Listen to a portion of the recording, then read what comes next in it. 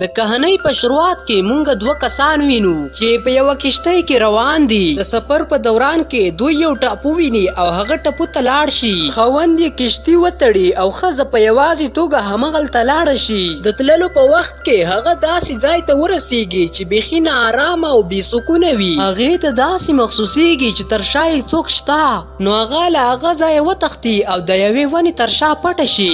یودم د هغې تر شا څوک راشي او هغه د پښې ونیسي او له ځان سره یې یوسي. له دې وروسته موږ ته یو جهاز ښکاره کیږي چې په دې جهاز کې دوه ورونه میټ او جون وي. د خپلو ملګرو سره دې ټاپو ته د تفریح لپاره راغلي وي. هلته د دوی د ماما کور و، خو څه موده مخکې د دوی ماما مړ شوی وي. ټاپو بالکل سنسان و او هلته هیڅ څوک نه اوسېدل. هغوی چې ټاپو ته ورسېږي د ټاپو نه ډېر زیات خوند اخلي. د دوی کور نه د باندې هغوی یو سپی هم پیدا کی. ساره هغه سپی له ځان سره کور ته یوسي. د دې ملګرو له ډلې نه یو ملګری نوحا نومیده. نوحا د شپې پخلنځي ته ځي او هغه سپی هم ورپسې ورځي. نوحا وایي چې هغه ته پیشوګانې ډېرې خوښې دي د سپیو نه. دې سره هغه سپی ډېر بد ورته ګوري، داسې لکه په خبرې چې پوه شوی وي.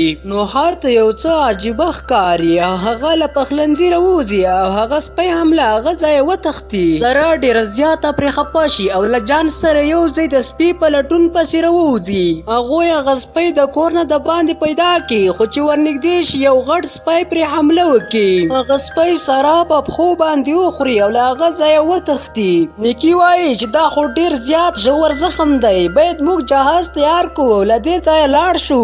خو جان دا نه غواړي.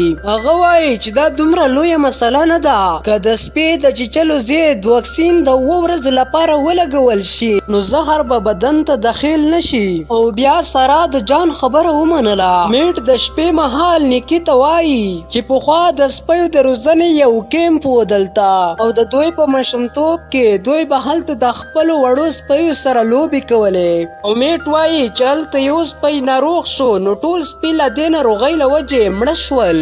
بله ورځ چې سهار شو ساره ډېر عجیب چلند کوه. دی چا سره خبرې نه کولې، داسې خوراک یې کوه لکه ټول عمر یې چې خوراک نه وي کړی. نیکي او ساره هلته پاتې شي او 3 نور ملګري د ښکار لپاره ځنګل ته لاړ شي.